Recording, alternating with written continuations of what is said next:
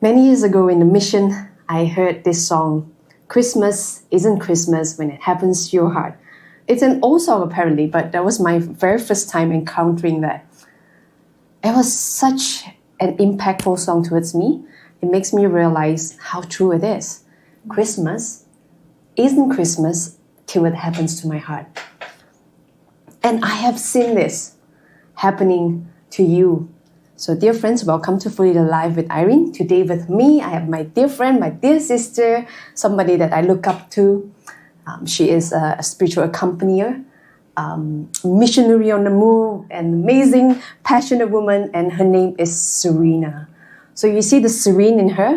And I remember back when we were in ICP mission in New Zealand, people always say that, oh, this is like the serene type, the calm one. And I am like the moving one, you know?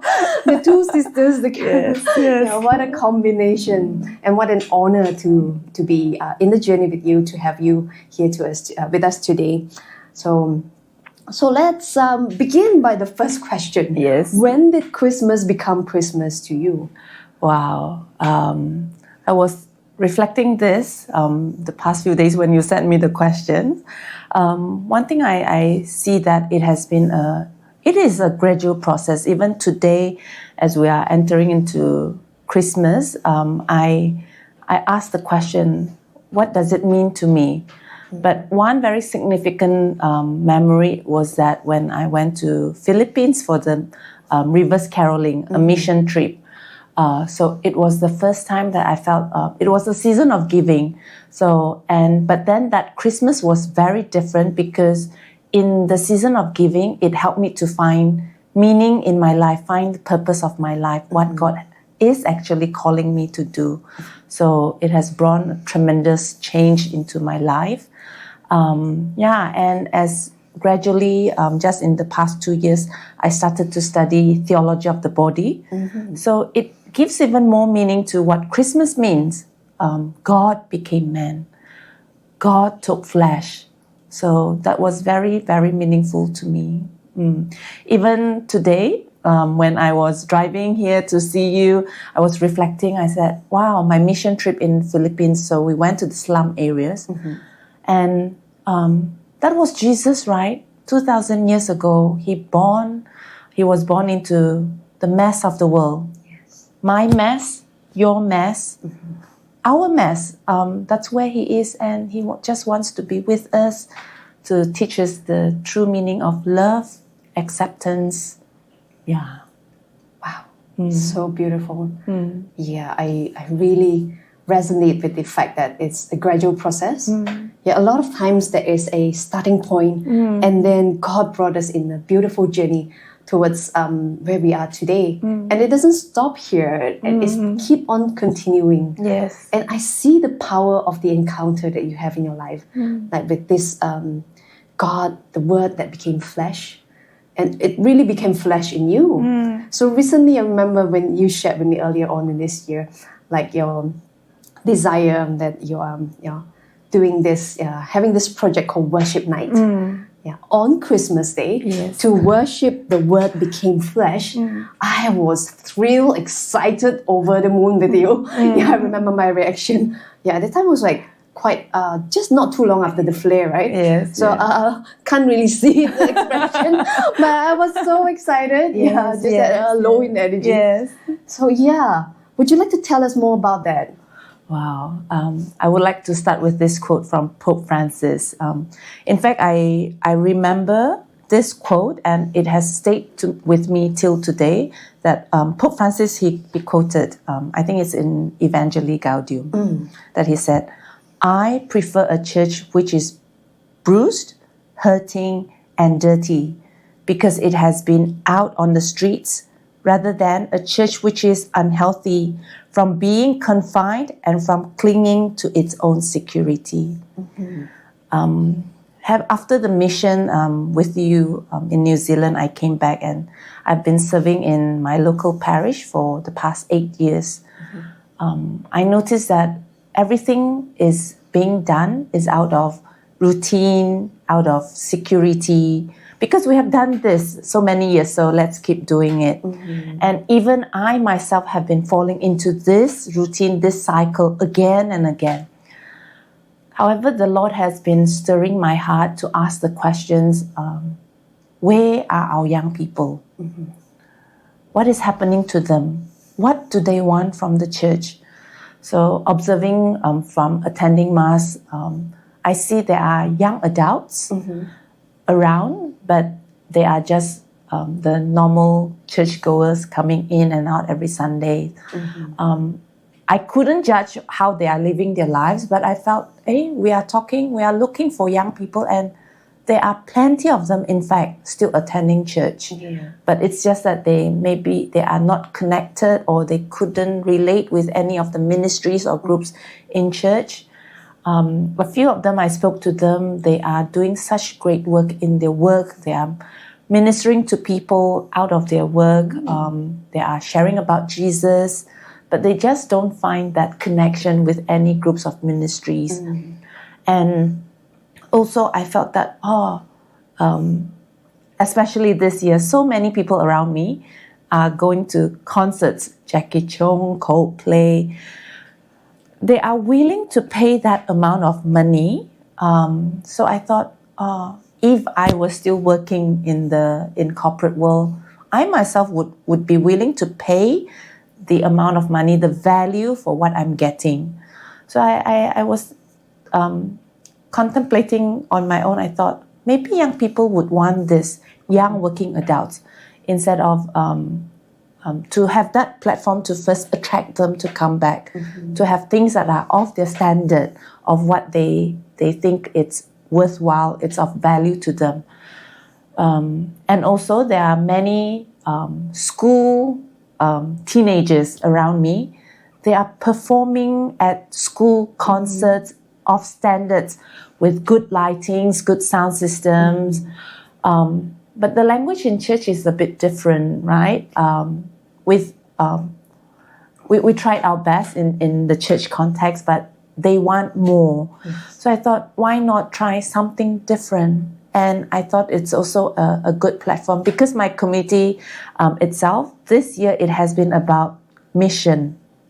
We are trying to mission to help young people, young working adults, to see the meaning of mission, the meaning of being a Christian. And we've been going out. We went to KL, Melaka. Myself have been to Alpha conferences and all this to see a different side of what being a Christian means. And I so boldly I thought, let's try something different. It's still a challenge. It's still a struggle. I don't know what will happen or how it will come about. But there is such consolation within me that the Lord kept affirming me and telling me that I am with you always. So want to give this a try. And yeah, just seeing the organizing team itself, there are 70 of us. Wow. Wow. This is already a very rare sight for me, to see Chinese speaking people gathering from different platforms, different parishes, and some of them are different languages. I have some who are not Chinese speaking, who are in this with us as well. Wow. Yeah. That is just simply awesome. It's just mind-blowing. When you talk about like good lights and all that, it reminded me of the production that the Chinese community has made years ago, Exodus. Yes. Yeah, that was really awesome. I would say that. Exactly. Yeah, young people were drawn naturally to that. Yeah. And I like what you say. It's like it's the starting point. It's the starting point, like an encounter. Yes. Like what you had, This is like an encounter at your footstep, your home. Yes. This is where it is. Come and encounter the Word made flesh. Yes. Jesus, the baby Jesus that come into the mess of our life. Yeah. In fact, I feel like I am coming to my due date. Yeah. So I feel a lot of the discomfort, so-called being pregnant. Not that I'm literally pregnant, but I just felt that, a lot of discomfort as your tummy becomes bigger and bigger. I'm sure you understand this. Yeah. Oh yes, like baby, come out now. Yeah, I can't wait for the day to come as well. Yes. That's the anticipation, that the beauty of it. Yes. And I would really also affirm that sense that, the security is actually not a security in a sense. It's not really, it's just comfort zone. But I see that it increasingly makes you uncomfortable. That makes you want to step out and do more. Yeah. And play your part. That's beautiful. That's part of our calling as missionary, right? Yeah. Missionary. And also on the journey of discipling. Yeah. Going into the unknown, right? Going to the unknown. And speaking about the unknown, how was it gathering such a big team happen? Well, I started with sharing my dream. It started from last Christmas. So we had our Christmas party just outside the small corner of my office at church, parish hall. So there were around 70, 80 of us attending. So we're just sharing with my organizing team. I said, next year, I want to do something different. I want to do something grand. And then so I start searching on my phone, on photos with worship night, with Christmas trees, with lights. Then we can all dress up, a night of worship. Then so a few of them just said, okay, without knowing what they are signing up for. Then I started to share more as the days go, and people are responding.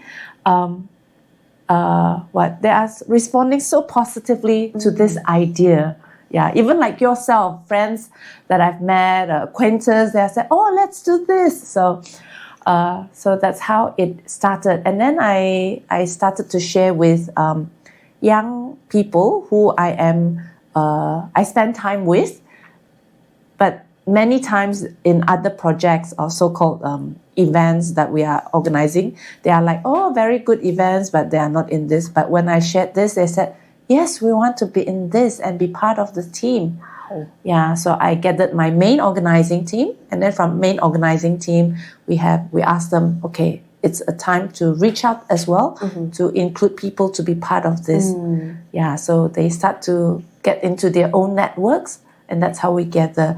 So I'm seeing beautiful things happening, like just the past few days, a few of us gathered together to prepare decoration. We will do our table settings ourselves. Oh, wow. So our leader is the younger one, in her late 20s.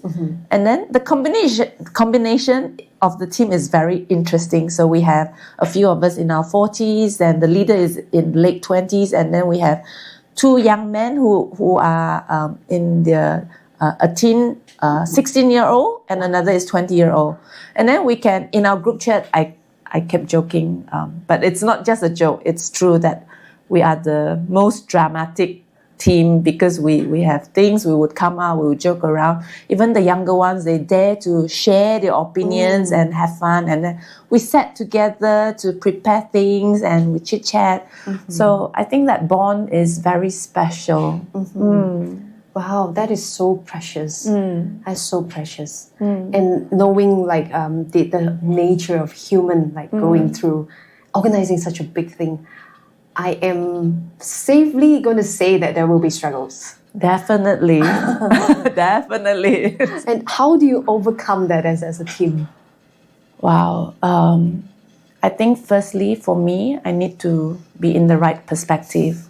So I'm blessed to have accompaniers, my own spiritual director, friends like you who will help me to see the right perspective, to again come back to the center, to the main purpose of why this is happening.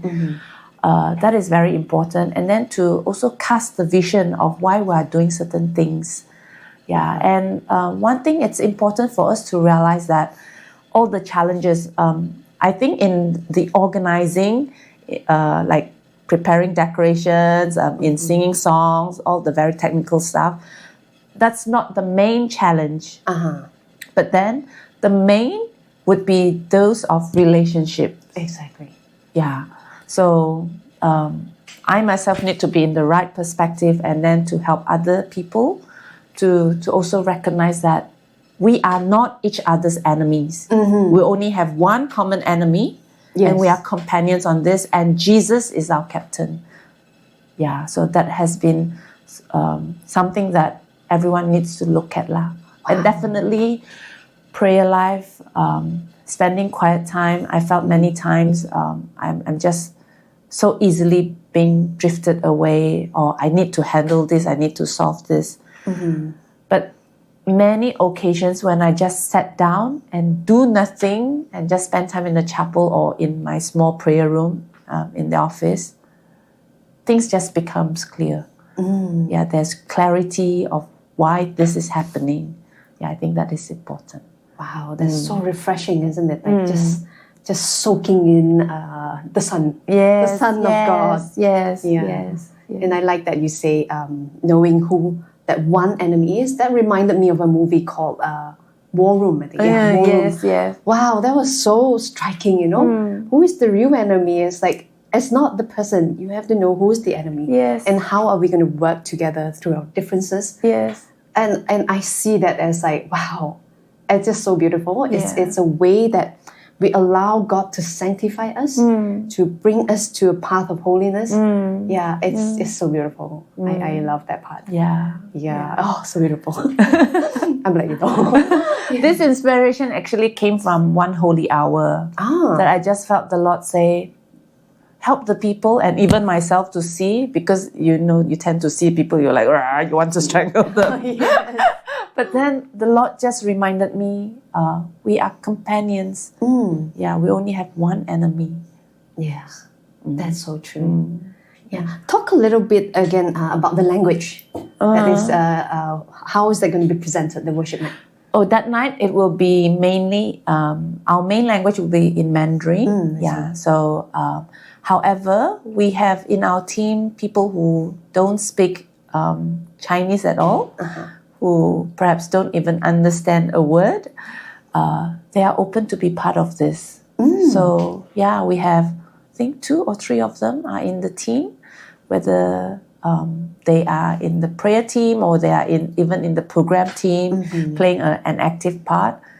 Yeah, I just felt that we are open to this collaboration, and even the Chinese-speaking team, they are open and welcoming people who doesn't understand Chinese to be part of it. And it just shows the universal church and how it looks like. And in worshiping God, there's no language, right? It's the language of the heart. Exactly. And these few non-Chinese-speaking friends, they are showing the team that we are worshiping God, not because I understand the language.